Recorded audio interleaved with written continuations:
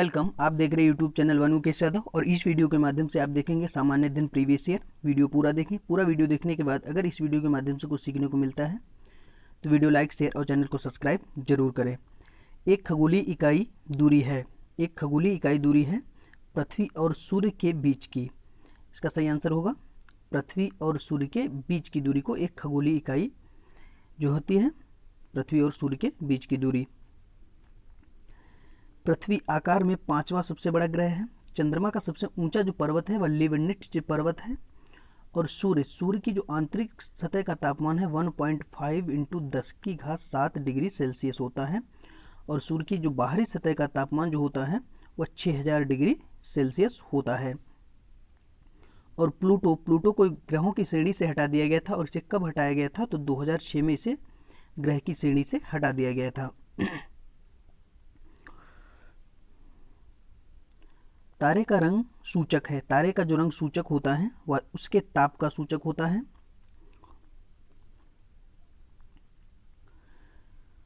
दो ग्रह जिनके उपग्रह नहीं हैं तो वह कौन से ग्रह जिनके उपग्रह नहीं हैं? बुध और शुक्र इनके उपग्रह नहीं है। बृहस्पति जो है सबसे बड़ा ग्रह है, बुध सबसे छोटा ग्रह है, शुक्र सर्वाधिक चमकीला ग्रह है।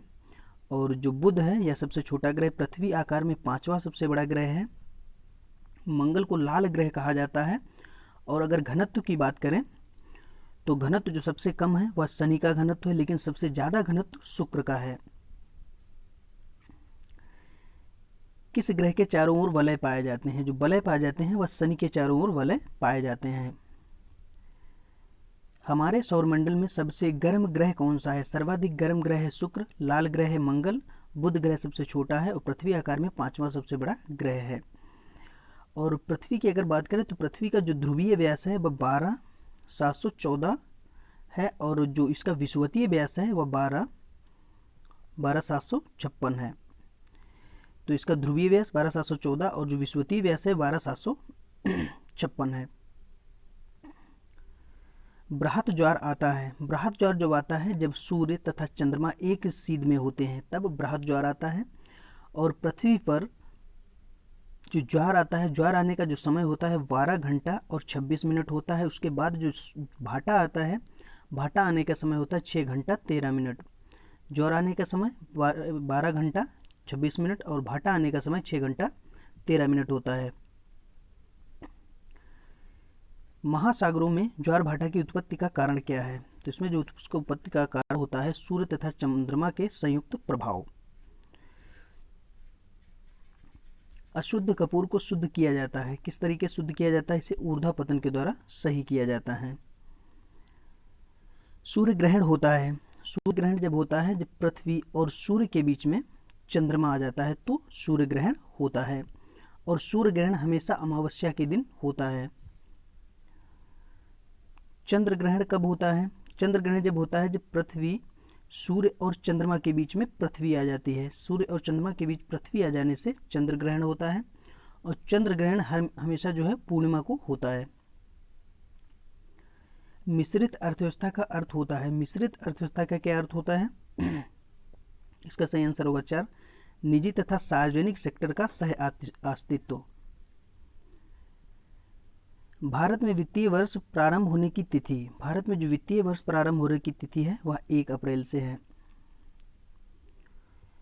भारत में स्टॉक एक्सचेंज का नियमन करने वाली बोर्ड कौन सी है? तो स्टॉक एक्सचेंज का जो नियमन करता है वह सेबी करता है। और सेबी की स्थापना कब हुई थी? सेबी की स्थापना 1988 में हुई थी। और सेबी का मुख्यालय लखनऊ में है।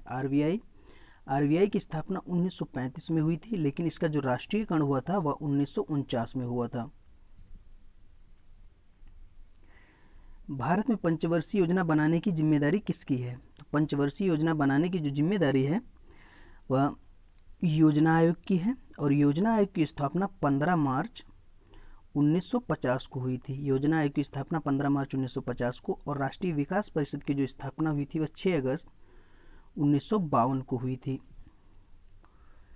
और प्रधानमंत्री संविधान के अनुच्छेद 75 के तहत आता है।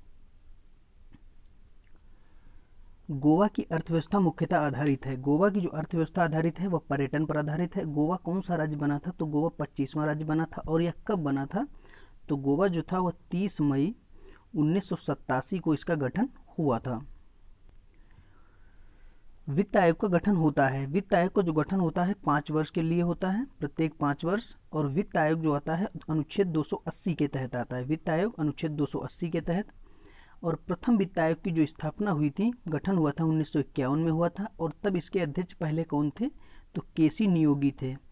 प्रथम वित्त आयोग के अध्यक्ष केसी नियोगी, उसके प्रथम वित्त आयोग 1951 में आया था।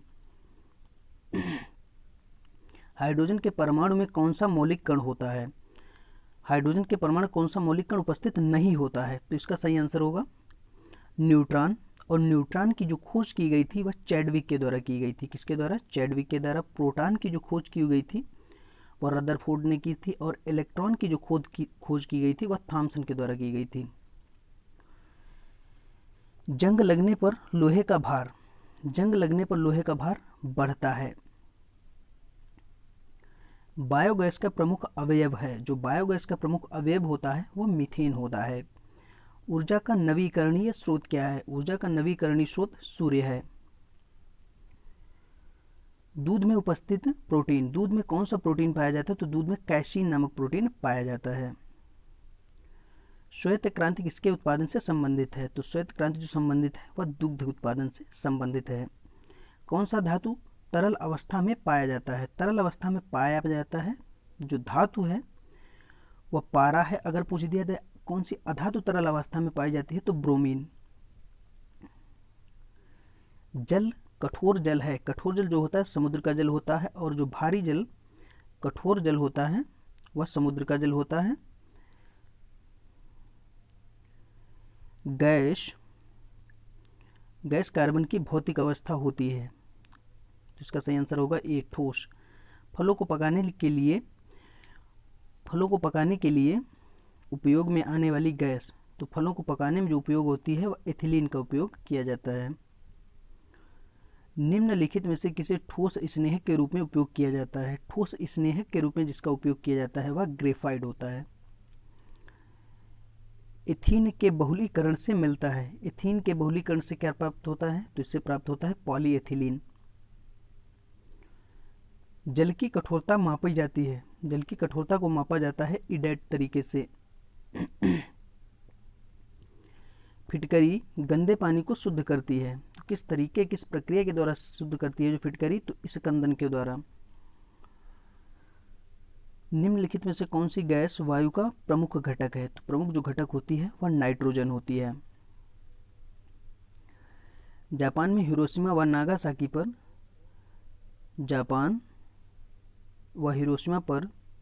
किस वर्ष पहली बार एटम बम गिराया गया था? तो यह गिराया गया था 1945 में। जापान और हिरोशिमा पर एटम बम गिराया गया था। वीडियो अगर वीडियो पसंद आया तो वीडियो लाइक, शेयर और चैनल को सब्सक्राइब जरूर करें।